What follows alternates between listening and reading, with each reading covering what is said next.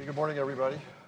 I'm Howard Gleckman. I'm the editor of the Tax Policy Center blog, TaxVox, and I'll be the moderator this morning. Our panel is actually going to follow up on many of the issues that Mark raised. Brief introduction of our panelists. I think most of you know them, but briefly, to my immediate left is Kathy Koch, who is a longtime senior Democratic tax aide in the Senate. Next to her is Mark Prater, who is a longtime Republican tax aide in the Senate. Next to him is Sandra Sahlstrom, who was the Deputy Assistant Secretary for Legislative Affairs of the Treasury. And finally, Tom West, who's a former tax legislative counsel of the Treasury. So we have a good collection of folks. Nobody from the House, I guess. Well, Sandra, didn't you have some House experience back I did. Yes. I worked for two different members. Okay. So you get to represent the House this morning. There we go. Excellent. Mark and I can talk all about the House. That's all right. Yeah, but you're not going to say things that are acceptable in family groups. But so let me start off by asking. We're going to talk a lot about next year, but let me start off by talking a little bit about the rest of this year, about the lame duck session. As Mark mentioned, Chairman Brady has introduced a almost 300-page bill. Democrats say they were surprised to see it. There's some interesting provisions, tax extenders, technical corrections, some retirement changes, and some reforms to the IRS. Senate Democrats were, let's say, chilly in their initial response. But I wonder, Kathy, you can start. Give me a sense of whether you think some of this could actually pass, and if you do, which pieces of it could make it this year? I would be surprised if that package passed in the lame duck, but there are some very appealing things that the IRS reform passed unanimously in the House, and that hardly ever happens. So the Senate has to take that seriously and should take that seriously. Although, as I told you before, I think the best IRS reform that's happened so far this year is the appointment of a commissioner. But there are some nuggets in there. Some of those extenders, people, they do want the extenders. The extenders tend to be kind of a geographic versus a political kind of preference.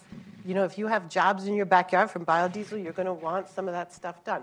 So I won't take up too much time, but I think some smaller version of that bill will pass, and then those ideas, those concepts will probably come up in the spring when we get to business.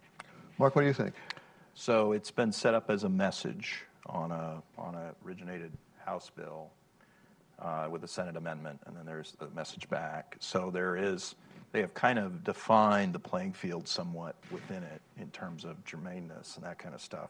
But I think I agree with Kathy. There are the elements here for an agreement if there's flexibility. There has to be flexibility and the kind of common goal of getting some of these things done. Extenders, as she said, is a traditional bipartisan support in the Senate, kind of overwhelming support. Technicals, I think, is a rougher go simply because of the fact that TCJA was processed partisanly. But then again, maybe if there's flexibility in terms of those issues that are addressed, there's a possibility there. The other pieces, as Kathy said, I have longtime roots among members and committees. RISA was produced in the Senate without opposition back in September of 2016, so there's a lot of support there, and so the elements are there. But you got the key players in this case will be the tax writing senior members and the leadership on both sides, and so there has to be flexibility there. So, Sandra, why would Democrats want to pass a bill like this with some attractive provisions while the Republicans are still in control? Why wouldn't they just say we're going to wait till next year when we have control, maybe some better negotiating position in the House?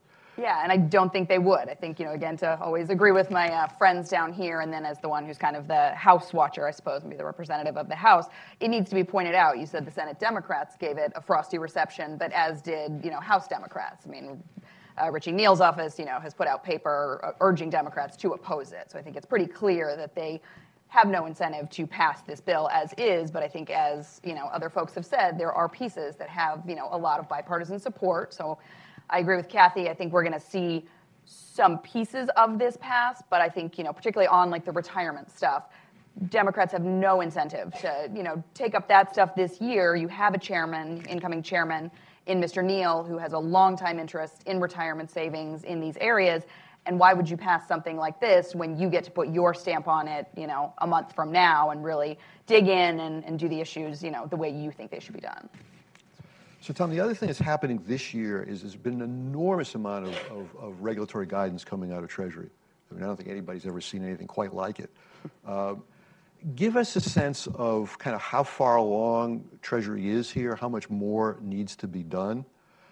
And what I'd like to ask all of you is, from the sense of the business community, do businesses have enough now to kind of know what to do in terms of international, some of these other issues? But first, let's give us a sense of kind of how far along they are. I think with respect to many of the big provisions, you've seen proposed regulations come out. I think Treasury's approach when the law passed was to look at the different provisions and try to triage what was most significant, what was most novel, and get out guidance on those issues. So I think you've seen guidance on 199A, 168K, some of the big international provisions, which are obviously hugely significant. Those are all proposed regulations. I know that by the end of the year, Treasury is hoping to get out or to finalize some of those that have come out in proposed form. They've said publicly that Section 199A regulations, they're hoping to finalize those by the end of the year. I agree with you. The volume of work that's come out this year has been unprecedented, and I think, frankly, there's still a long way to go.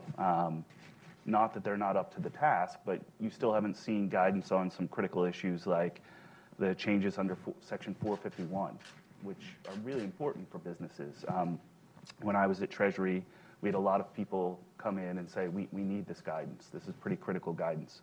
So there's still a long way to go, I think. So, Tom, one of the things that's different this time than past years is OMB is playing a role in review of these regulations. You were involved in this from the Treasury's perspective. Give us a sense of whether you think this new relationship is working or not. Are you baiting me? I think, obviously, a new memorandum of agreement was put in place in April after the passage of the Tax Cuts and Jobs Act. And under that, there's some new criteria under which OIRA, under OMB, weighs in and gets to review more of the tax guidance that comes out. I think that OIRA has an important role to play, historically has had an important role to play. I do think that during this year, we were talking about all the guidance that's come out this year, I think it's been a challenge to add on new processes with ambiguous kind of benefits. And I think that slowed down the guidance process a little bit in terms of the guidance that Treasury has been able to get out so far. We'll see. I think it's a learning process, and I think both Treasury and OIRA still have more staffing that they need to do in order to fully implement the agreement. I'm hopeful that both sides will have the resources to do that. But to date, just from what I saw at Treasury, it had mostly been a frustrating process. And I question the value that's been added. So that's an interesting question. Sandra, from your perspective, has OIRA changed much? Has all that review really mattered very much? Ooh, I don't think I'm qualified to answer that question. Tom, what do you think? Have they really made any substantive changes in the proposed regs? Again, I think that their process and their role is not necessarily to make substantive changes to regulations. I think their role is a cost-benefit analysis role that's very important in certain contexts.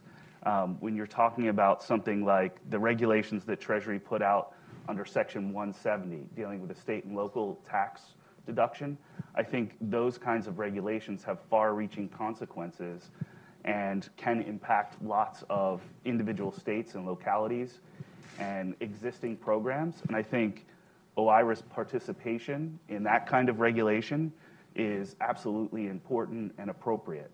I think that OIRA's focus on some of the other regulations that they've taken a lot of time reviewing, I have not seen substantive additions to the process from OIRA. So let's talk about next year. As Mark mentioned, Congress has sort of a choice here. They can either do message bills or they can try to find smaller areas of compromise. Maybe there'll be a combination of both, but give us a sense of where the opportunities might be for serious compromise. Kathy, you want to start? No, but I will. I think infrastructure is an area that we have to address. I think there's agreement on both sides of the aisle that we need infrastructure. And I think the question is, do you do them through public-private partnerships, or do you raise revenue and pay for programs? And infrastructure is expensive. I mean, to throw $30 billion a year, which is kind of that's a bare minimum. That's our maintenance. That doesn't do anything. We need like $1 trillion or something to really kind of do something. And we already have a budget situation that Mark described. So I do think, so that makes it hard, but I think it's important enough and there's enough agreement to do it. I also look at, the making some of the individual stuff permanent is a potential area of compromise. It has to be done. Every year that we put it off, it gets more expensive to the tune of about $300 billion. Democrats want to make it permanent. Republicans want to make it permanent. The question is the top rate, and do you, throw in another 10% cut, that the president's been talking about, get everybody on the same page, but then how do you pay for it? And I think that's where kind of that's where we hit the wall, but I have some ideas on that, a carbon tax. But anyway, I think there's going to be conversation over these two things, as well as some of the kind of non-tax issues that Mark was talking about. So Mark, Kathy mentions infrastructure. So every politician I've ever met loves to cut ribbons, and infrastructure is a great thing. But there's been no consensus on how to pay for a bill. Senator Wicker yesterday was interesting because he said, we could do a gas tax if the president himself says that we're going to do a gas tax, because I ain't going out on a limb by myself. Right. Do you see some place where there can be a pay for, some consensus on how to fund an infrastructure bill? Well, I kind of look at a couple things here. So Kathy's referring to somewhat the Highway Trust Fund, which we will have reauthorization starting to come into the window here. And there has historically been a funding shortfall for about 15 years now. Right.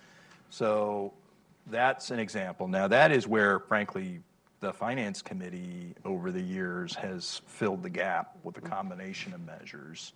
But that's a challenge that's not as big a challenge as what we're talking about. And historically, that's been a combination of spending cuts and tax compliance for the most part. Right. So I think that there are probably ways to fund it within existing concepts. I think you're somewhat limited in terms of the boldness that you could get. There's another couple things to keep in mind on this. It's the distinction between providing resources for existing or new trust funds or things like that, and leveraging financing with bonds and other devices that are in the code. And those are really two different exercises, but they can be done in tandem to leverage out, in a sense, the demands that the country clearly has. As you said, that there is a big consensus that the U.S. needs a lot more resources in infrastructure, transportation, ports, all those kind of things. It's very popular. One thing I learned over my many years is the tax writing committees can't get in front of a highway bill. You gotta kind of take the highway bill and put your own mark on it. And one of Kathy's old bosses was actually really good at that. Chairman Baucus was both an infrastructure guy and a finance person. A lot of highways in Montana. Yeah.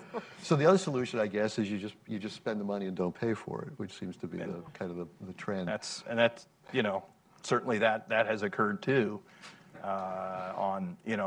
in some cases on infrastructure.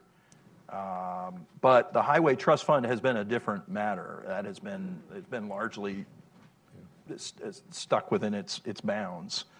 But it's such a small subset of what we need, and to go out with another uncovered, half a trillion seems to me that we are almost at the bottom of that well, the uncovered monies. Yeah, and I think there is a good message in terms of infrastructure. You look at the aviation and airport trust funds, which are been, they've been funded fine. There haven't been crises there. As a matter of fact, surplus in many cases. And NextGen, and Kathy and I both worked on the aviation bill. NextGen was the big focus from the authorizer standpoint. And I, as now a frequent traveler, and as a less frequent traveler, I think NextGen and some of the technology that the authorizers made a big deal about has actually come to fruition.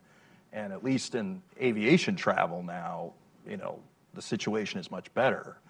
But clearly transportation and the inefficiencies that come from the delays and the congestion are something that's slowing down our growth. So the demand is there. The trick is going to be, I think, finding the right mix of resources and mix of leveraging and the resources for existing vehicles. Yeah, so just a couple points on this. So I think in some conversations with folks on the Hill, some interesting nuggets came up. I think, bonds, as Mark kind of touched on a little bit, is one potential area for agreement in the infrastructure space. Ranking Member Wyden has been a big, long-time proponent of this, considers himself kind of the father of the Build America bonds, kind of had a TRIP bond proposal at one point. Congressman Neal has expressed a lot of interest in this. So I think that could be one area where you could see some work in the infrastructure space. Multiple people on the Democratic side have told me, obviously, as you say, everybody's interested in infrastructure, and folks have said they don't want to just be the way to pay for it. So when you look at the Ways and Means Committee, they've been pretty clear that they don't just want to be seen as the way to pay for it. And actually, one interesting conversation, a House staffer said that there are conversations about potentially creating an infrastructure subcommittee of Ways and Means. Now, I don't know how serious those conversations are. It would have to go through steering and policy. It's kind of a whole process, but I think certainly Congressman Blumenauer is pushing that. He has a really big interest in this issue.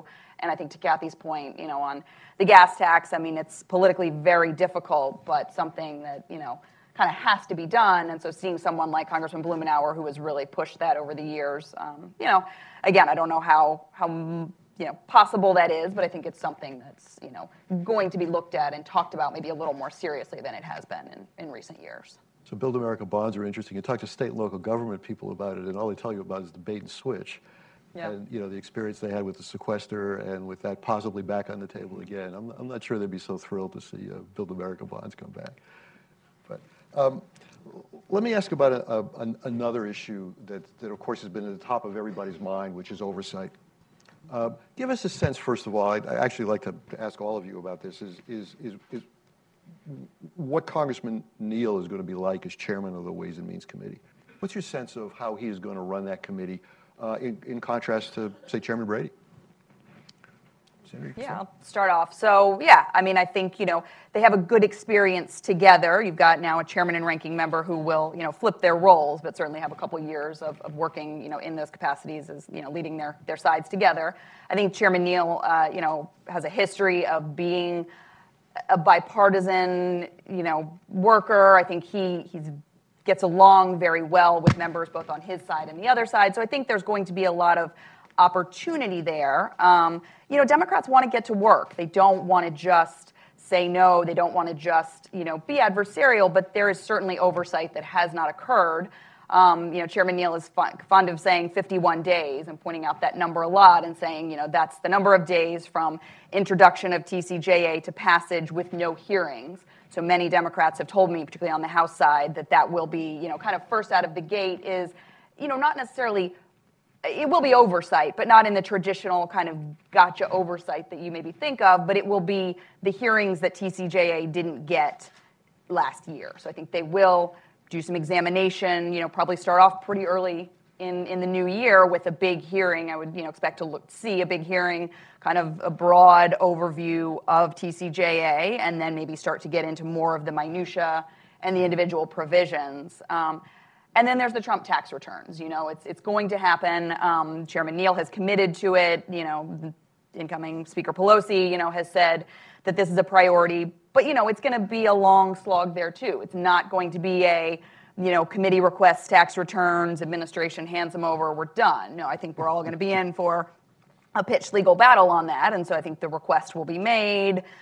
The administration will probably refuse. They will go to court. It will be a long process. And then even once the committee gets it, under that 6103 authority, the chairman has, the ability, and they can review in closed session, but then it takes, again, another vote of the committee to release those publicly. So I think, it's going to be a long process, and, it's going to create some animosity. Former Chairman Brady, was very clear. He had no interest in that. So that could not poison the well, but maybe create a little bit of tension on the committee, but hopefully not so much that, it undoes any bipartisan will that I think will be there in the beginning, certainly. Kathy, do you think is there any risk of this chase after the Trump tax returns becoming just too much of a distraction for Democrats? I think there's a huge risk of oversight becoming a distraction. That's right. I do think, talking to the Neal people, they are. I mean, I agree with Senator. They are really hoping to get something done. They understand that being in the majority is very different than being in the minority. In the minority, your job is to kind of collect a bunch of information about what the majority is thinking, write some talking points to trash it, and kind of go home. Not to trivialize it, but that's what Rohit once explained to me was his job when he was in the minority. So I thought, oh, okay. But the majority has to get something done, and they risk losing their majority if they do nothing. And I think they're very aware of that. Chairman Neal has always been a very centrist Dem, kind of somebody who's willing to kind of work out, consensus, which I think bodes very well. But my fear here is that, I do think they are going to start with constructive ideas and be productive. But if oversight, maybe not the tax returns per se, because if they're not released or, there's all kinds of variations on that theme. But if it starts to get really ugly on behalf of, the kind of other oversight in the House, I think that could derail anything. So, yeah, this is going to be a light touch. Now, with the new Democrats, you have this class coming in. I think this class coming in said, let's be productive. I'm diverse. I'm moderate. There's not a whole lot of, people on the left wing, but people have to govern from the center. They have to. And if they don't, it's going to be just 2 years of nothing. And I think it could be destructive for, Democrats. So I hope, from my own perspective, that it's not that way. Mark, do you think a Chairman Neal can finesse this tension between, satisfying the Democratic base but also looking for places to get things done? It is a challenge. He's a resourceful member. I think, as Sandra said, he has a long history of legislative accomplishment, of working to find solutions. So I think that's we start off with a very optimistic, rightfully optimistic view. And I think the way that he has articulated and framed these questions and responded has been a very good start. He's deliberately looked at trying to find areas of bipartisan interest, like retirement savings.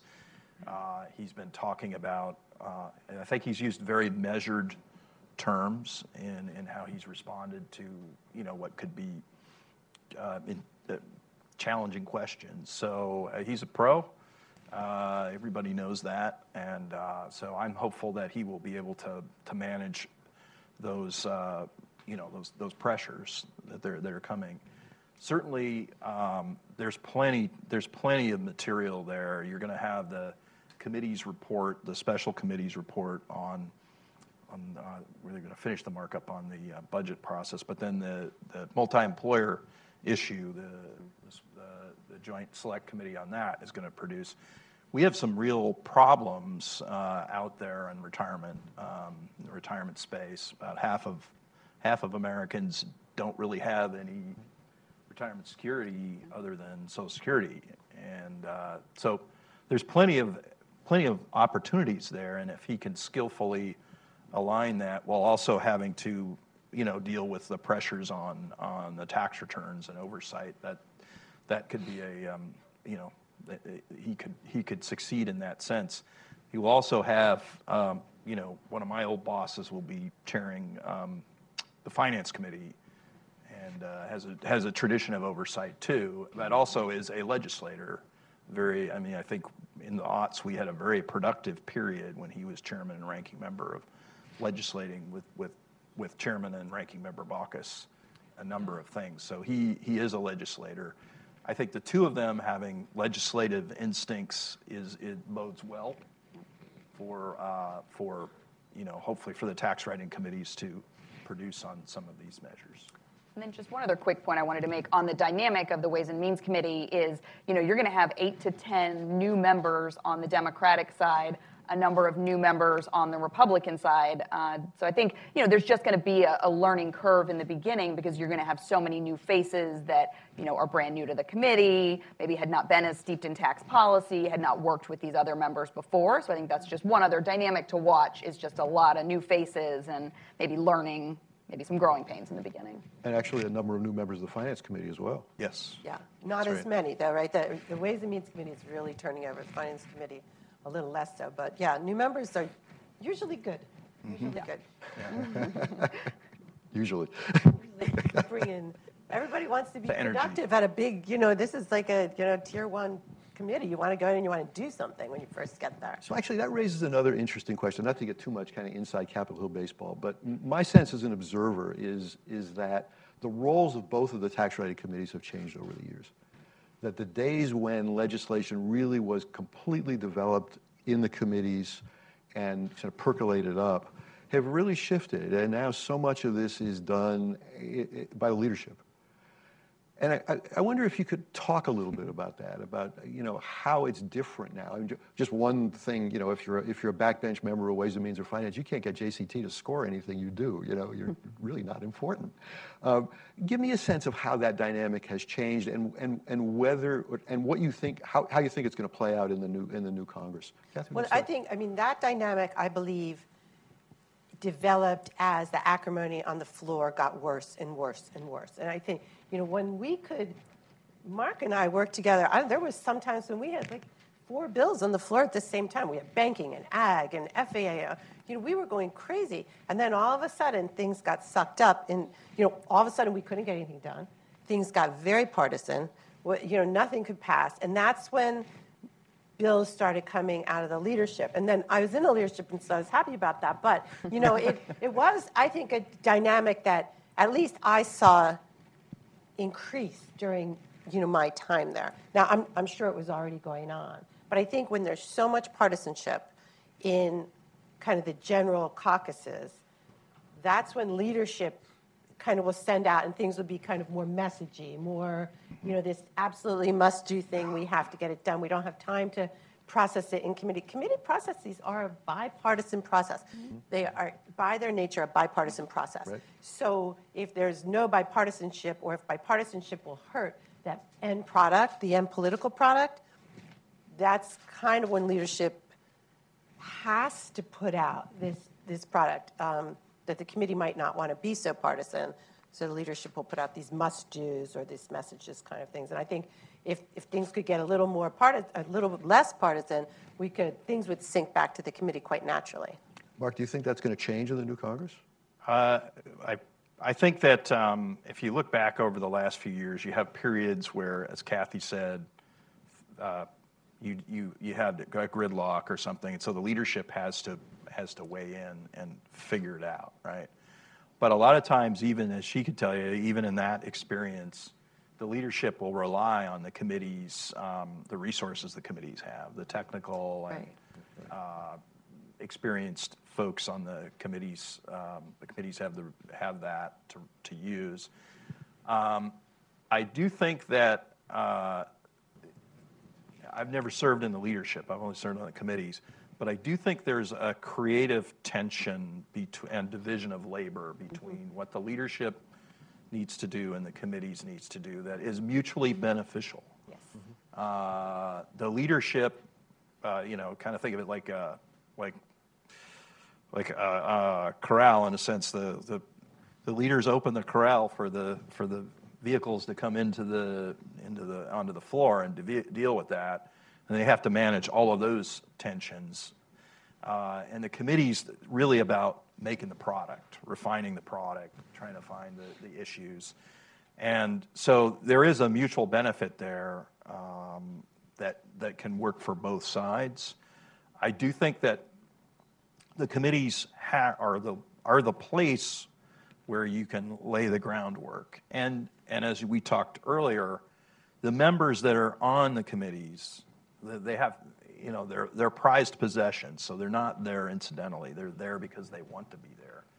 And so you tend to have members that are pretty committed to the policy, on various forms. So there's a role, there's a nice balance and a role that can serve the institution well. And the committees, again, have access to a lot of resources. Yeah, sure. And I think you see that in most of the lead up to the products. You're going to have most of the legislation is going to be based somewhat on what the committees have considered. So, Sandra, there's also sort of been a traditional kind of level of cooperation between the Treasury and the committees and the tax writing committees.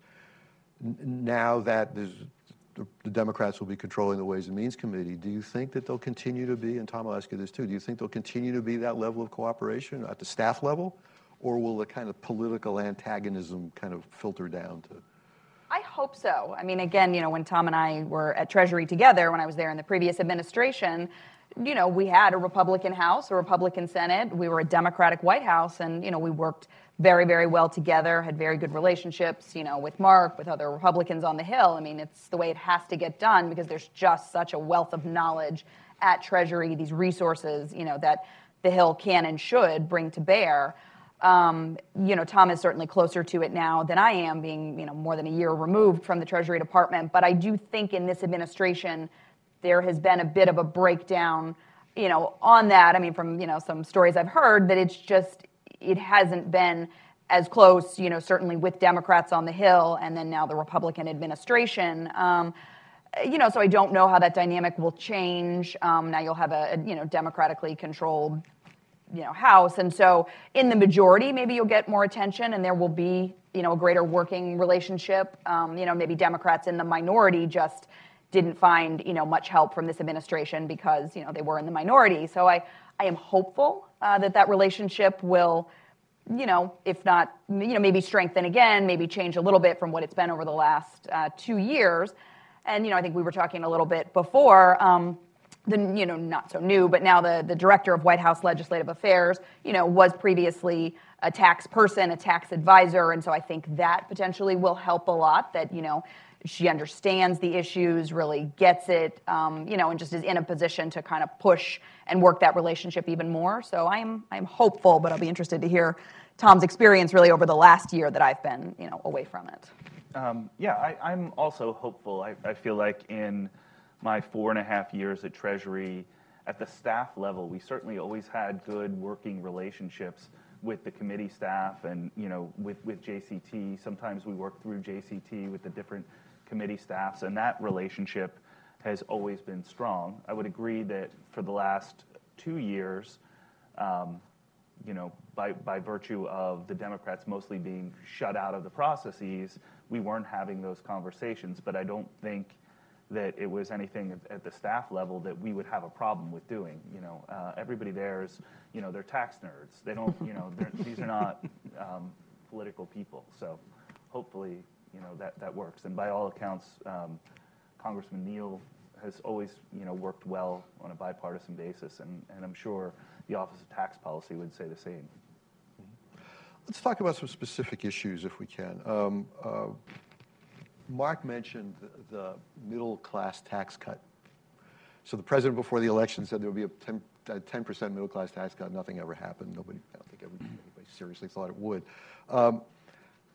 But there also are a number of Democratic bills aimed at, in effect, the middle-class tax cut. Sherrod Brown, who's probably running for president, has an expansion of the earned income credit. Kamala Harris, who's probably running for president, has an even bigger expansion of the earned income credit. You have Republicans, Marco Rubio, Mike Lee, others who have talked about expanding the earned income credit. Does anybody think it's possible that we'll actually have a middle-class tax cut in 2019? Maybe perhaps based on some of these EITC ideas? I think when the individual rates are addressed, and the permanence of the individual rates are addressed, there will be more love at the bottom in the form of the EITC, and you probably, I think that the battle will be on the top rate. But I do think that when we do the permanence, and again, the sooner we do it, the better, because we don't have money to wait another day, to tell you the truth. But when we do it, I do believe Democrats will say, okay, we'll make your bill permanent, and we'll cooperate, and they want to do it, again. But there will be some love at the bottom in the form of the EITC. I truly believe that, and I believe that it's an okay thing. I'm for it. Mark, what do you think? Will this morph into an EITC? Certainly that's, the EITC was made generous to a certain degree in TCJA. There was some changes to it, not dramatic changes, but some. And the child credit was expanded, and there were a lot of things throughout the middle and lower brackets. And that amounts, when you add it all up, when you look at the deficit financed piece of the bill, and you throw in the extra years that Kathy's referring to, there's about almost $2 trillion sitting there on the individual side. Right. So the question is then kind of where do you go do the surgery? There's been a lot that's been done in those middle brackets. And the question is, if you go into earned income credit, how do you do it? How do you do it most effectively? And that's something folks can talk about. And Mr. Neal had a bill with some adjustments to their earned income credit that I think scored at about 60 billion over 10. Hardly anything. Yeah, but it's still, some adjustments there. Yeah. So, I mean, certainly these are all things that, in the context of a discussion and a negotiation, folks can consider. As Kathy said, the question is, what's the playing field? Are you trying to offset it? Are you trying to adjust other things? And that produces other issues. And I think that, the interesting thing about TCJA is a lot of the business changes, most of them were offset and were permanent, and then the individual side was a significant cut. Certainly you can look at all of that as policy and process going forward. I think as Mark was saying, there are pieces of that are very, very popular. And so,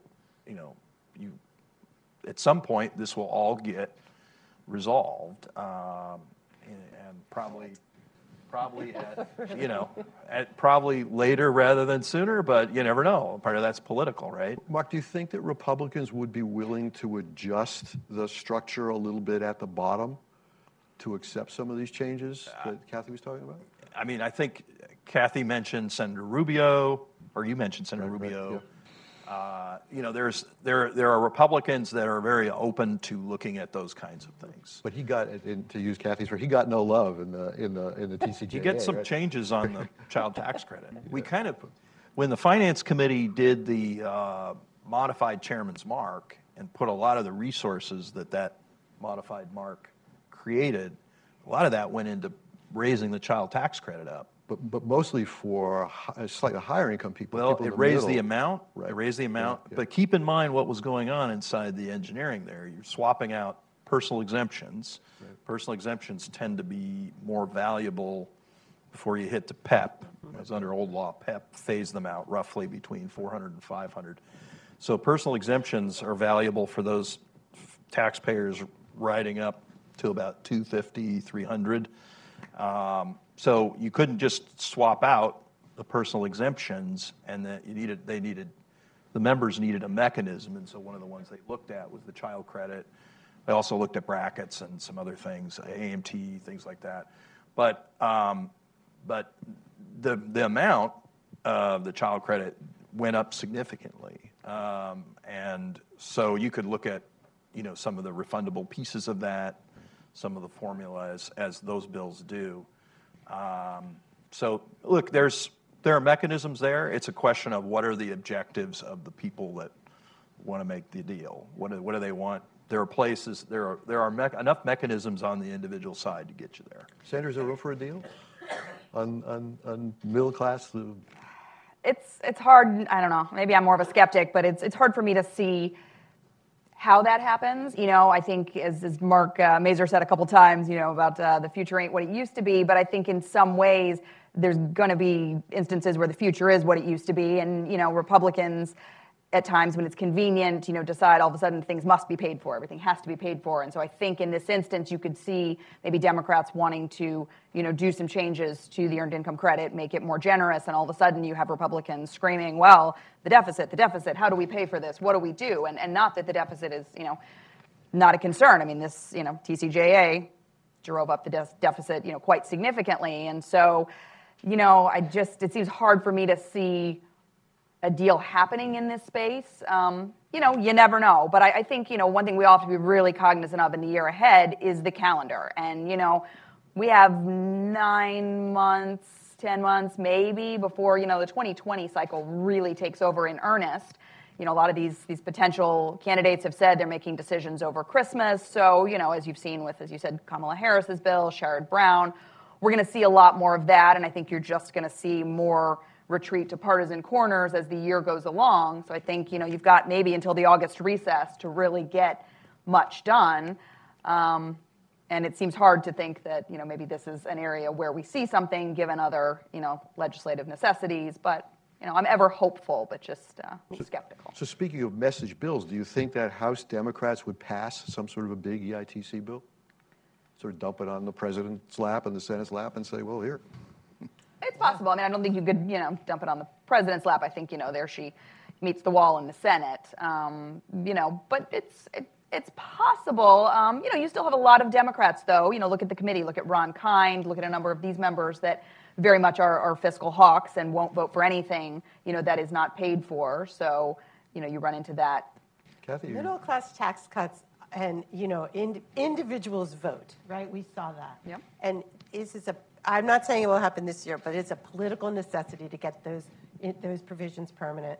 And I think it's a political necessity to kind of to speak to individual voters. That, to me, it's stunning that the tax cut bill didn't make those permanent, but it set up 5 years of legislative chatter, tax legislative chatter. Like, as Mark was saying, there's tax provisions coming up like almost every year for the next 5 years. Those individual provisions have got to be made permanent. I do believe there'll be a middle class, again, some love in there for the middle class, because that's how to get people to the table.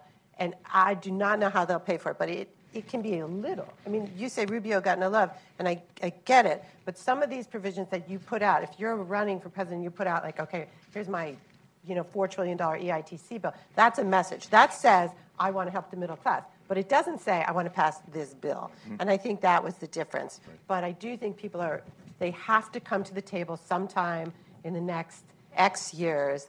And if you're going to be running for president, it's a darn good time to start talking about the middle class, I think. Let me ask you about a different issue, and that's the pass-through provisions.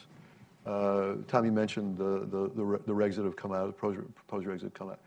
Let me just ask you bluntly, is that law administrable? I think it's administrable. Yeah, absolutely. Is it arbitrary in some ways? Yes, but that's no different than other parts of the tax code. I think it is administrable. I think the rules that Treasury put out, follow the statute. And when I was at Treasury, there were lots of questions about why some people were in and why some people were out.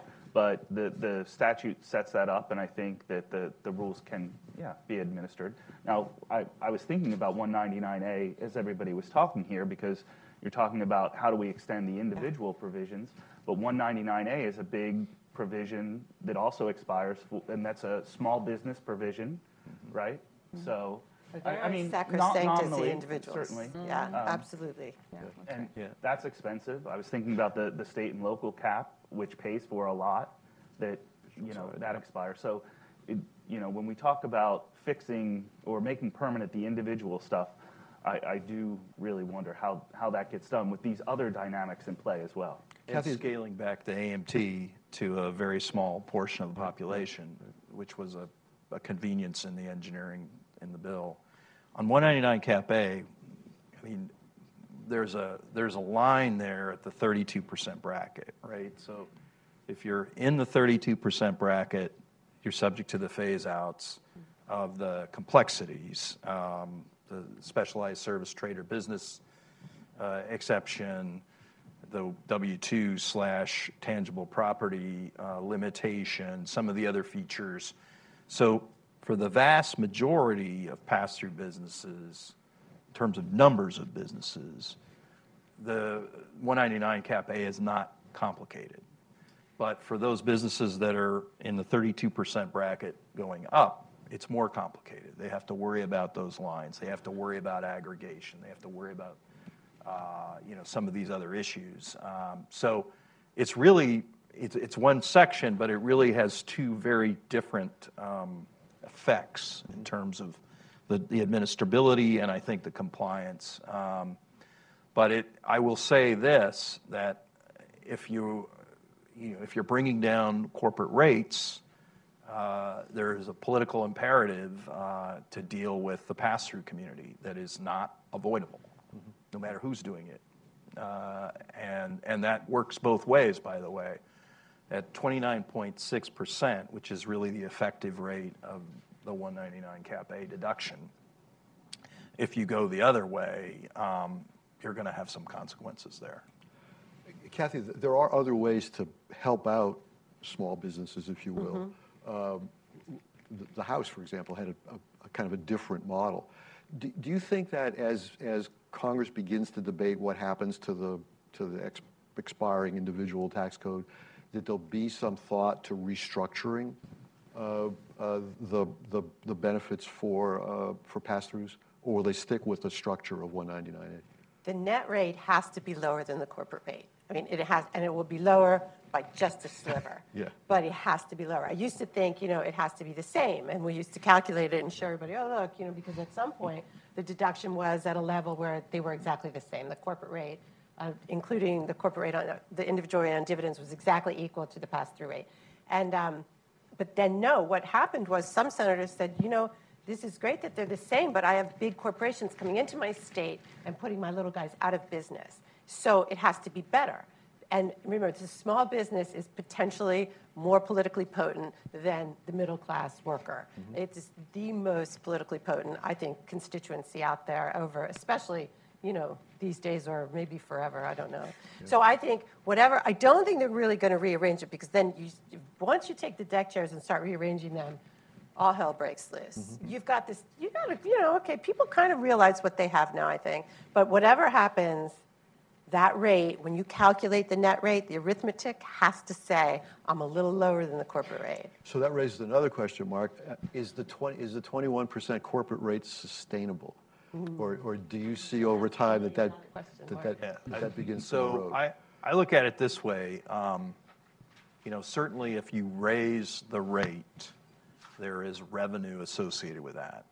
Is the revenue significant enough to deal by itself with the fiscal challenges we have? Well, certainly it would do something on that scale, but it's relatively small in the nature of the Schumer proposal to go to 25 for infrastructure, I think raises 359 or something like that.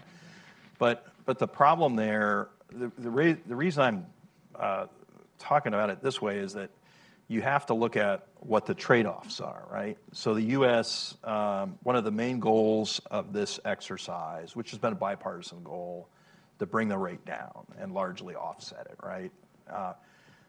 The question is, where's the appropriate rate? And where at least the big six folks were, the Republican negotiators that kind of talked about the big issues, was to try to hit the OECD national average, right? And that's right around 22%. It varies based on what member countries are doing and based on what year you look at it.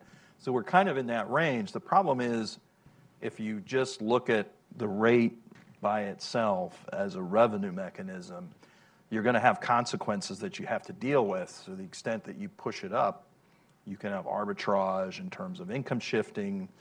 You can have other consequences going on in terms of the value of some of the base issues, the tax base issues and other things.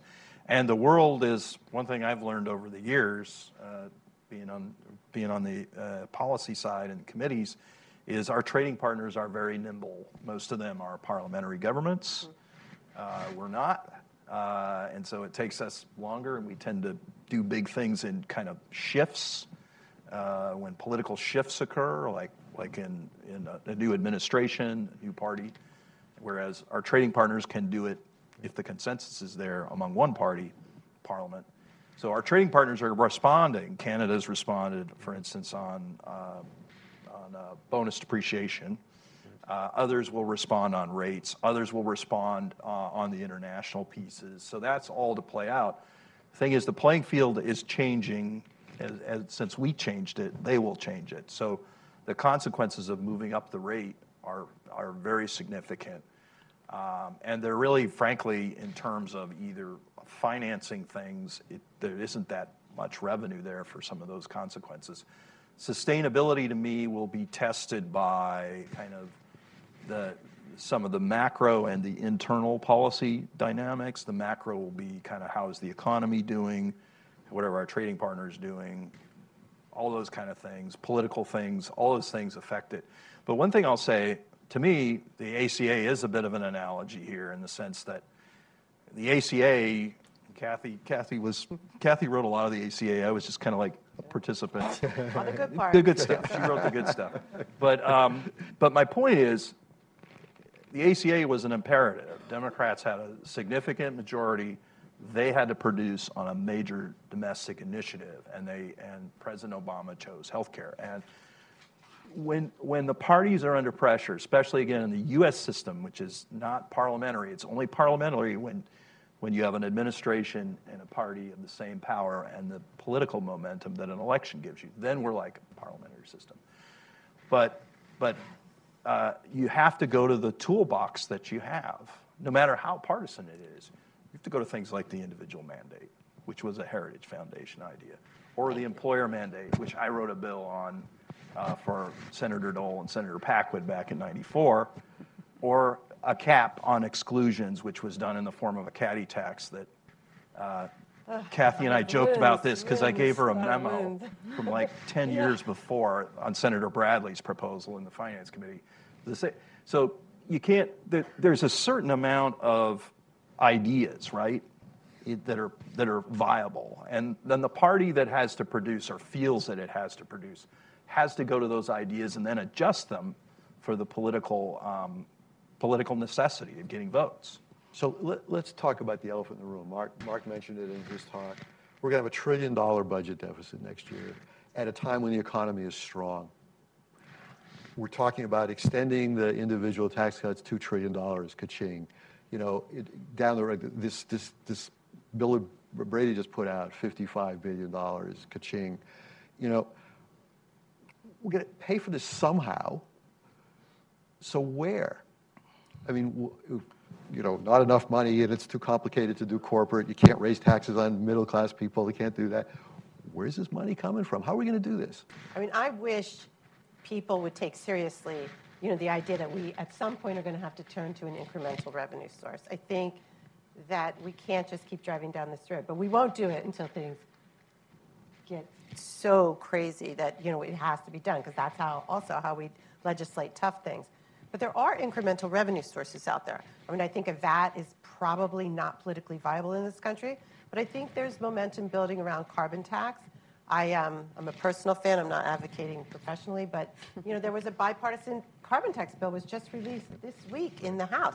That's actually a pretty big deal, I think. You know, Corbella was out there, was a Republican. Now we have a bipartisan bill. When Republicans can get behind this, too, I think it at least adds to the conversation, and I think at some point we have to consider it. We talk about the OECD average rate, but they all have VATs. You know, we don't have this incremental revenue source, so I think we're going to have to come to terms with the fact that we're going to be carrying these huge deficits, which are going to limit our ability to react when there is a recession. You know, as Mark says, there's a recession at some point in the future, and if we're so hogtied by debt, we're not going to be able to react the way we did in 2008. So while it may not be a big deal now, it's going to be a big deal, and I think we should think ahead. And I think we have to be very seriously considering what incremental revenue sources we can tolerate politically and economically. Mark, can you imagine a carbon tax? I think it will. There clearly, I agree with Kathy. There clearly has to be another revenue source. You look at our trading partners, as she said, they rely a lot on VAT to finance the social safety nets that they have and other government operations. It gives them some comparative advantage with the U.S., who's still so reliant on the income tax as a primary revenue source. The other thing I'd say is that the problem is bigger than TCJA, or I'd say the cap deal, in which we, and I think Bill was alluding to this, bipartisanly, kind of created the same deficit impact on the spending side that we had created somewhat on with TCJA on a partisan side. So, but what those things do is just accelerate a problem that's already embedded in the structure of the U.S. system, which is, the demands, as Mark was saying, the demands by baby boomers and others are putting on the spending side, and a relatively level revenue base and a limited revenue base. So, look, to me, it's just numbers, right? Politicians are very rational creatures. They react to signals. They are not. They will respond when external signals force them to respond. I was struck by, the Federal Reserve Chairman's comment and the market response. And I think the S&P went up 2.3%. Yeah. So people worry about what's in their retirement accounts. They do worry about some of these signals. I think some of these things can be sparks when they become material enough. The question is then, like anything else, like treating a medical condition, you want to treat the medical condition when it is most optimal. But we have a system where, again, politicians, members, policymakers will respond to those signals when they think it's in their direct interest. Tom, if we need to look for more money to deal with the fiscal issues, do you think we get it from the income tax, or do we get it from a consumption tax of some sort? I think politically, a consumption tax seems problematic still in this country. I mean, we crept toward it with the BAT idea, and we see how well that went. I think there are other ways to do that are not BAT-like, that don't maybe have as many obvious winners and losers across the board, but I still think it still strikes me as a third rail at this point until we get into some kind of crisis. I don't know what other sources. I was reading something the other day about the capital gains rate is particularly low right now, arguably, and there's a lot of money there. I'm not obviously advocating that, but in terms of sources of revenue, I can see that being something that comes up again at some point. Yeah, I think I'll that is advocate actually that. more of a third rail than a think carbon so? tax. Yeah, I do, but I that's because of my Republican colleagues like that. But it seems to me so sacrosanct. And now we have an innovation package that's going to kind of do more in that vein. But The problem with capital gains is, depends on whether you're looking at, I think the Joint Committee has not published this, but talked about the revenue maximizing rate being, and Tom's right, there's money there before you get to that revenue maximizing rate, but it is not going to deal with some of these things. It's not going to be enough to deal with either financing a middle class tax cut, if that's what you're talking about, or significant deficit reduction, or financing infrastructure. It's there, but it's on the magnitude of 100, 150 billion, maybe 200 billion before you hit it, because we've already got the ACA tax and the 20%, so we're at 23.8. There is some headroom there, but I think Kathy's right. The trade-off there for the political and policy controversies it would trade versus the revenue is something that's a challenge. But there are challenges on all these things. Sandra, you want to jump in? Well, yeah, and I don't know. I think I'm not willing to concede that just because it's not enough, it should mean that we don't do it at all. I think to go back to the corporate rate, and your question, is it sustainable at 21? I would say no.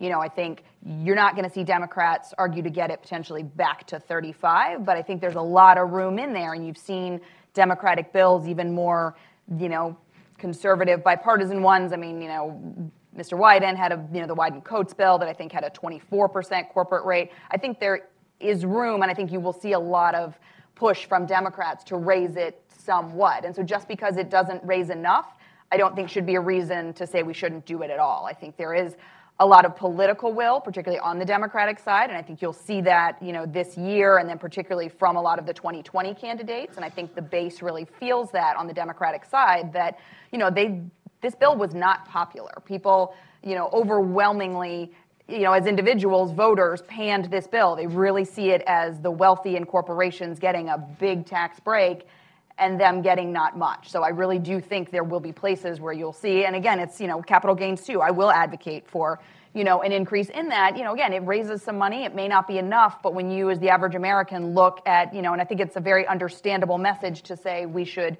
equalize or certainly, get much closer, the taxation of wealth and wages. That speaks to people. I work for a living. I make my wages. I am taxed at a higher rate than someone just earning, off of their wealth. And I think, so there's things like that. And you talk about the politics and what's politically palatable. I don't know. I think it might be more politically palatable than you think, because there is, a base, particularly on the Democratic side, that really understands that, and I think will push for that. And I think you'll see a lot of your 2020 candidates on the Democratic side, pushing for these things. One of the consequences, I think, of doing reconciliation for either side, I've seen it both sides, is the party that chooses it, of course, they get their guarantee of a vote.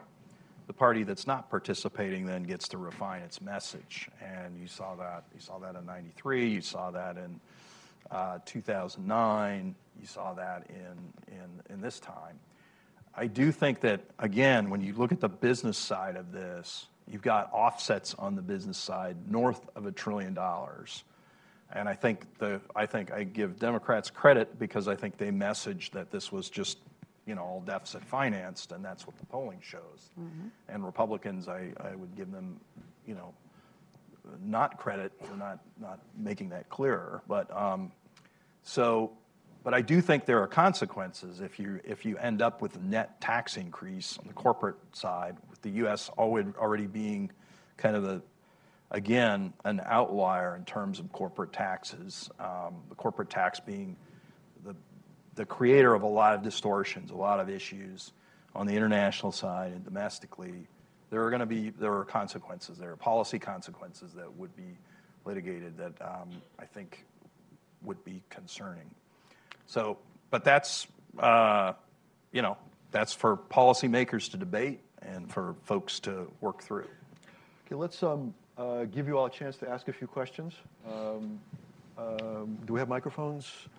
Okay, I'd like to ask you to just please introduce yourself, and particularly given the topic, just ask a question, don't give a speech. We've been very careful about not giving speeches this morning, so we'd like to ask you to not do that either. Okay. Drink some water. Thank you very much. Larry Checco, Senior Advisor to Service USA. I think some of you have touched on this, but can we agree that nobody wants to pay taxes, but everybody wants the services that government provides? Okay, and so there's a real disconnect here, folks, and I don't think the folks on Capitol Hill get it. We have the money. We're acting like a poor country. We have the money for infrastructure. We gave it to corporations and rich people with the $1.5 trillion tax cut. Are we ever going to come to our senses on this and realize that government depends on revenue to provide the services that we actually want? Well, and I think I'm willing to even push back on your notion that people don't want to pay taxes but want the services. There's a colleague here at Brookings, I think Vanessa Williams, who wrote a book on this, and there's polling that shows that people actually do want to pay taxes. They view it as a patriotic duty.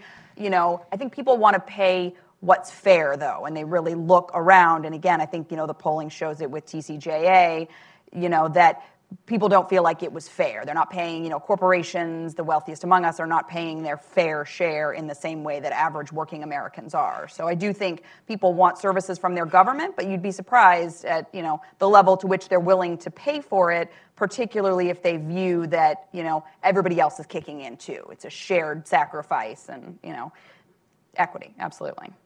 But others have. Yes, sir, in the back. Question earlier, you referred to the corporate tax rate coming down to the OECD average and trying to level the playing field, if you will. But when you actually look at the income tax share, and average it out with the OECD, we're substantially lower. And even if you take the VAT into account and others, at the end of the day, I mean, carbon tax or value-added tax, ultimately, at the end of the day, the real bulk of it would have to come from income tax increases, wouldn't they? No, our corporation, actually the corporate tax in the U.S. income tax is relatively, it's not the material part of it, but there's a lot of reasons for that we could spend another hour on. But I think you're thinking of the percentage of collections. I'm talking about the rate, where the headline rate is on the tax. And I was talking about the national rate. There's two different rates to consider. There's a national rate, which is meant to be apples and oranges between, kind of the federal rate or whatever the governmental rate is. And then there is the overall rate, which takes into account state and local. And there's that rate. When you look at the U.S., I think we're about 25. Yeah, about 24, 25. Exactly. 25%, which is, as I think, yeah. So there is they're really two different things. I'm not disputing your point. I'm just saying the metric I was using was reflecting kind of the rate, which has a lot of effect on behavior. Things like income shifting, base erosion, other things factor into that. I think most people would say that in terms of base erosion issues and income shifting, which have dominated a lot of the tax debate over the last decade and a half, getting the rate down is and broadening the base, which this bill did do, as I said, by north of $1 trillion, is one of your best levers to deter that behavior. I mean, some of what you're talking to, if I could really briefly add on, is because as corporations contribute a lower percentage of tax revenues to the U.S. FISC than they do worldwide, but that number has been declining because the number of corporations have been declining dramatically over the past couple of years, or the past couple of decades, really. And I wonder if that will change now that we've reconfigured the corporate rate versus the individual rates, including pass-throughs as individual rates there. A lot of the decline in corporate contributions to overall receipts had to do with organizational structure as opposed to actual cash out of the corporate, on a corporate return. And to me, I thought the bill was very interesting in its kind of reconfiguration, its re-rank ordering of the benefits of being a corporation versus a pass-through. And will we see shifts back into C status? It's just an interesting side effect that Tom, what do you think? I hope we get a chance to see. Well, it's funny. I mean, I hear this, and I instinctively you would think that would be true, but just when you talk to people who are in pass-through structures, there's an existential kind of feeling about going into a box that they just can't get around. And I think part of it has to do with the fact that they do feel like, once you go into corporate solution, there's a toll to get out. And a lot of people are worried because of all of the things we've been talking about here, the relative instability of that corporate rate. And that corporate rate can be dialed back up. And once you go into the box, you're going to pay a cost to get out. That's a lack of certainty in this in our environment, and there's, we need to get to a better, more certain place. I think, no matter where it is. Yeah. Steve in the back. Wait for the mic. It seems as if fiscal hawks are endangered, if not extinct. And what does that mean to the process, especially as you have so many newly elected Democrats who want to do something? And Pelosi was under some pressure to get rid of the pay-go rules to allow them to do something. You have Republicans who probably have very little standing to object to increasing the deficit at this point. And then you've got the king of debt as our president. So in this environment,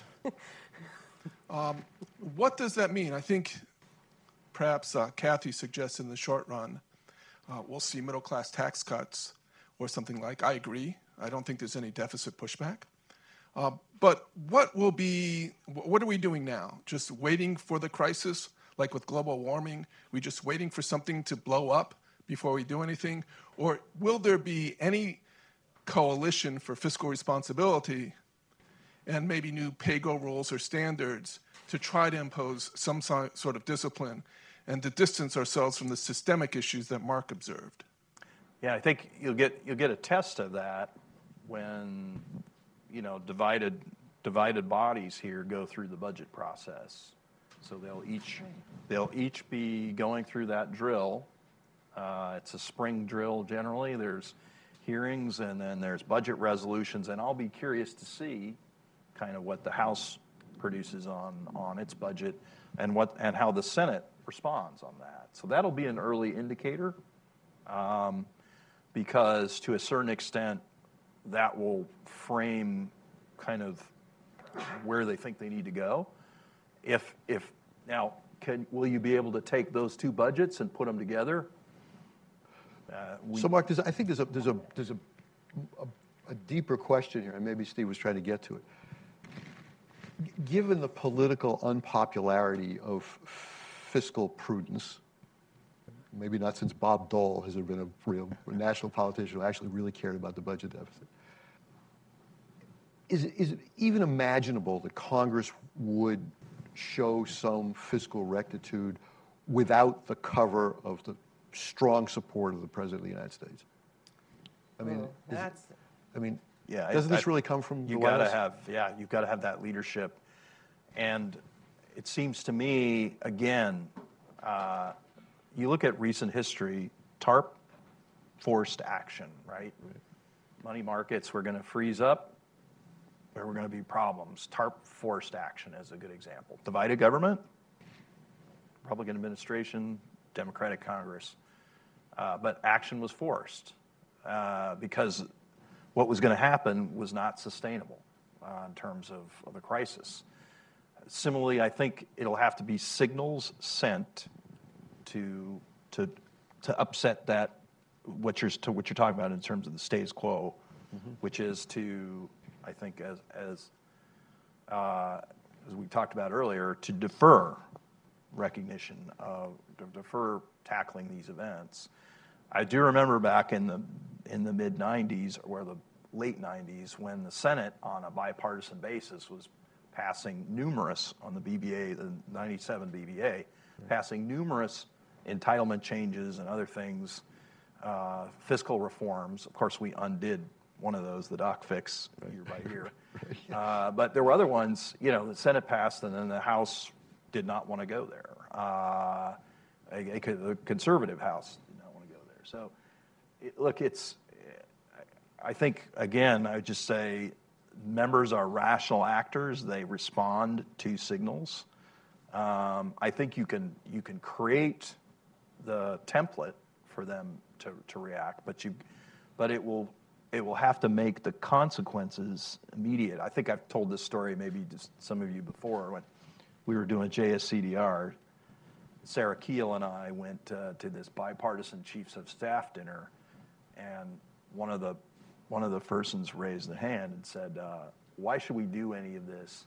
I mean, we just went through the BCA, the debt was downgraded, and now interest rates have dropped since the crisis. So why should my boss, like, who doesn't believe once they expand entitlements, why should my boss want to reduce them? What's the action forcing rationale for that?" Yeah. And that. Unfortunately, it like I said, it's not it is the analogy to the healthcare point. If you have an issue, it's better to deal with it before rather than later, right? But It's the great paradox of fiscal policy, right? When the economy is strong and interest rates are low, there's no incentive to do anything. And when the economy is bad or interest rates are high, no, you can't raise taxes, you can't cut spending. Right. So there's never the right time. Right. Yeah, we're handcuffed, and it's getting worse. But I do think, yeah, if everyone joined hands and kind of leaped off the cliff together, or like 49% of them, it would work. But leadership has to come from everywhere. You see any cliff jumping in 2019? I don't see cliff jumping in 2019, no. But I see cliff jumping in the next decade. Yeah. I mean, 5 to 10 years, I'd say, yeah. We have to. I mean, in 5 years, we have a fiscal cliff, and somebody's going to jump off that cliff or fall off it, and that's the bottom line. Sandra, do you see any cliff jumping anytime soon? No, and I think, back to Steve's question, though, and again, maybe I'm just the cynic here, but I think, yes, the true fiscal hawk is a dying breed. I brought up Ron Kind earlier, and I think, he's one of these few members who really is a true believer and won't vote for things no matter, how popular, if they're not paid for. You look at the Blue Dog Coalition in the House, it has, been shrinking in recent years and continues to. But it's a convenient position for a lot of people, and I think, we lived through the Bowles-Simpson Commission, in the previous administration, and, the sky was falling, and we were all screaming about deficits, and oh my God, we had to fix it. And, I do think we're going to see more of that rhetoric in the years to come, particularly from folks on the Republican side who will quickly forget. We've already seen it from McConnell and others, who quickly forget, the impacts of TCJA and what it did to our revenues and what it did, to the deficit. And, start saying, well, my God, we've got to cut Social Security, we've got to cut Medicare, we have to look at these things. And, I think it's a ruse, I think it's preposterous, and, I think it has to be called out for what it is. Other questions? Carl?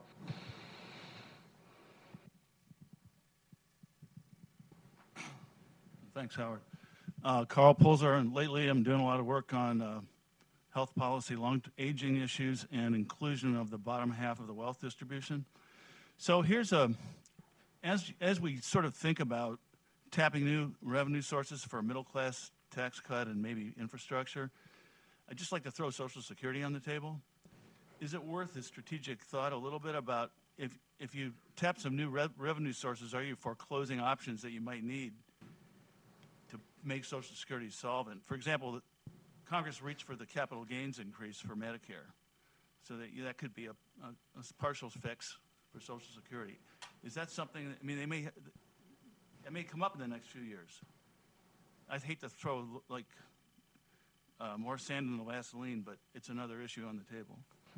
It's just one part of the huge fiscal wall that we're running up into, and it's a very politically potent part, I think. And so, I'm not sure that Social Security is ever going to be. Well, I think there are things you can do inside Social Security, or on the formula side, you can actually make Social Security more progressive, which is kind of that's where its need is really, because of that 50% figure I was talking about. You can make it more progressive, help on the solvency, and do that in terms of the formula and how the earnings are calculated, the benefits are calculated. So, look, if people are willing to kind of try to get to some results, and I think a key thing, and you've heard this in the discussion, you have to distinguish fiscal goals and policy goals, right? And then try to align them. And like Sandra's saying, one side will say we'll raise the fiscal bar if they're not really bought in on the policy, and that works both ways. I've seen that in my many years. People will raise fiscal consequences if they're not necessarily bought in on the policy, and vice versa. They may say, if I like the policy, maybe I'm going to look the other way a little bit more on the fiscal side. And you've seen both sides do that. So it's the question is, how do you purify and align the fiscal objectives and then build out from that in a policy way that's politically sustainable? And I think you have to look at, you certainly, as Kathy said, and I agree, you have to look at new revenue source because of the box the U.S. is in. I think you have to look at entitlement changes that are progressive, help the system, help on solvency. Those things are out there. And and marry up those things, because if either side does it partisanly, the problem is the political consequences are significant. The real magic is to find a way to marry up the two ways. So the thing that strikes me to Carl's question is that Donald Trump, who appears willing to upend every institution of government except one, Social Security. It's remarkable. It's the one program he absolutely says I won't touch. Because these are the core voters. Yeah. These are the core voters. And it's interesting, when you're talking about making Social Security more progressive, and I do not disagree at all, but the kind of nature of the program is not an entitlement program, but as a savings program, gets threatened when we make it progressive. And that's always been kind of the left view, is that once you make this an entitlement program, then it is subject to all the cuts that all the others. When it's a savings program, you deserve it, and we're not going to argue. Right. And that is, I think, how many Social Security recipients, my dad certainly felt that way, and he didn't need Social Security, like we weren't rolling in nickels, but, you know, he thought that I paid in, I should get out. And I think that the core Trump voters, the Rust Belt that fell, these are all people who I would bet feel strongly. I mean, I don't claim Sandra, to be a any chance at all the Democrats are going to even raise the issue of Social Security in 2019? You're entertaining Patrick. I mean, quick and simple, no. Okay, I think, okay, let's move on. there are things, again, to be discussed, raising the tax max. I mean, there are certain things like that to increase its solvency. But again, let's not forget that, Social Security can pay 75% of its benefits into perpetuity. So I think, again, when there's this crisis, Social Security is going bankrupt, we all have to stop and take a step back and really look at the program and what it's doing. But no, I don't see Democrats having any appetite to touch Social Security, nor should they. Kim.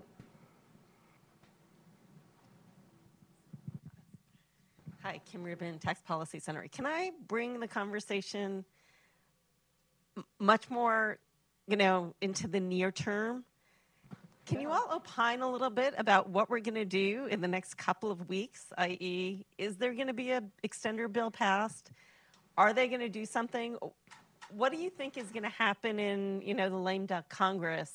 And are we going to get into the new session with relationships at a point where they're even going to be able to discuss or the tax bill that is on the table right now in the House is sort of fascinating to me in that it feels like the Republicans are going to need to talk to the Democrats in the short term and the Senate, which I'm not sure the, Republicans in the Senate were all that happy with that tax bill either. But what do you think they're doing in the next couple of weeks? Are we going to see anything on the tax side? Are we going to pass extenders? Is the president actually going to sign something? Or is he really going to shut down government, which he, likes talking about, but I can't imagine benefits anybody? So bottom line, Kathy, what's your prediction? Are they going to, how much of the Brady bill is actually going to pass, if anything? I think there's a chance for small portions of the bill to pass, like extenders, for instance. I mean, I wish there'd be some negotiation and quid pro quo on the technicals, but I doubt it. I think it's going to be as little as possible, kind of the lowest common denominator, small ball, but get the extenders done, and it'll be in one big, mashup with the December 7th funding bill. They have to do something. I mean, I don't suspect that anyone in Congress is anxious to shut down the government. I can't speak to 1600 Pennsylvania Avenue, but so I would say this won't be an expansive legislation, but I don't think they're going to come back even angrier at each other. I don't. I think next year will be, we'll be starting at the same place, but not behind. Yeah, I mean, the Senate will have an opportunity to respond, assuming the House sends this over. And then the question is, what is that response? Is it, do the two leaders pull in their tax writers? They're going to have discussions about on the spending side, and what do they do inside that? And that is an unknown at this point. But I agree with Kathy. I think there's enough there. Again, if folks are flexible, if people really are aiming to get a deal and are in deal-making mode, then there's probably some way that can shake out. IRS reform is not too controversial either. For what it's worth. Sandra, what do you think for this year? Yeah, I mean, I think all eyes are on a week and a day from today. You know, as you say, I think absolutely we'll ride along with something if they do it. You know, potentially it's a short-term CR to get us a little closer. We've all been around long enough and worked on the Hill, and you know, remember many a Christmas Eve working, you know, on these funding bills and things. So I'm hopeful that that is not what we're going to see, but I don't see it all wrapped up in a neat little bow in a week and a day. And I think, yeah, all of that is going to be driven by 1600 Pennsylvania Avenue, how much this president wants to go to the mat on the wall. And with Kathy, I think there's a lot of room for a deal on the Hill, and folks are eager and are working. I don't think it's a foregone conclusion that this bill necessarily, this tax bill, passes the House this week. You know, I've heard from some that even Republicans are having trouble rounding up votes on their side. So I think, you know, like you said, if the Senate gets something, they'll have a chance to respond. But I wouldn't take it to the bank at this moment that this thing necessarily even passes on the floor tomorrow. So, you know, I think, yeah, we've got a lot of, you know, pieces moving and a lot of questions up in the air, but, you know. Tom, did you sense any burning desire to do technical corrections right away? I think with respect to a handful of important corrections, most significantly the qualified improvement property issue. There's some in the Senate. There's some bipartisan support for that. I don't know what the Democrats would ask for. Like with the grain glitch, they got some stuff. I don't know what they're asking for this time, but that is one that I think everybody would love to see get done. But I think Democrats just want to sit down and have a conversation as they did with the grain glitch. I think that's a reasonable request. Will they ask for something as big as what they got for the grain glitch? I'm not even sure they know, but I think they just want a conversation. So we have just a couple more minutes, and I want to take the prerogative to ask the last question. That's about SALT. We haven't really talked about that. A lot of Democrats got elected on the idea that the Republican incumbents didn't protect their constituents against the increase in the SALT cap. What are Democrats going to do about it in 2019? Having talked about it, Kathy, what do you think? How are they going to finesse this? Yeah, I don't know. If I was a Democrat in a high-tax state, which I guess is the same thing, I would say, you know, I would put out a bill right away. Yeah. But I think if you put out that bill, you have to pay for it as a Democrat. Yeah, maybe not. Well, But I would definitely start introducing things. I'm not sure what happens after that. Yeah. It sends a weird message, right? Because what you're doing is you're cutting taxes for rich people. For rich people. yeah. Which is kind of not what you're about. Depending No, on that's true. depending on what you're doing with other things, right? Like I said earlier, the AMT, the thing fueling most of the AMT revenue in the old law is the state and local and personal exemptions, right? So, you know, depending on what you're doing with the AMT, you'll have consequences there that you have to work out. Sandra, what do you think? What do they do? Yeah, I mean, I think you introduce some bills. I think you do a lot of talking if you're a lot of these members. I mean, I know, you know, Bill Pascrell on the committee, it's his #1 priority from New Jersey. You know, I think there will be discussions, there will be bills, but, you know, as you rightfully pointed out, Howard, I mean, it is hard on the left because it is ultimately fundamentally a, you know, tax cut for wealthy people. And so, you know, it depends on who you talk to, how wealthy you are. You know, living in New York City, you know, Schumer's obviously been very defensive of those folks and in the state of New York generally, and I understand that. But, yeah, it seems hard for me to see a bill, particularly a standalone SALT fix. Yep. We don't pass any standalone tax legislation. That's right. But what does it ride along with? You know, I don't know. It's, you know, muddies the message or as we were talking earlier about, you know, EITC fixes and things that Democrats would like to do. And, you know, that gets a little ugly when you're also, you know, maybe throwing in a SALT fix. Okay, well, we are out of time. Let me thank Kathy, Mark, Sandra, and Tom for a terrific panel. It's been really interesting. Thank you all for coming.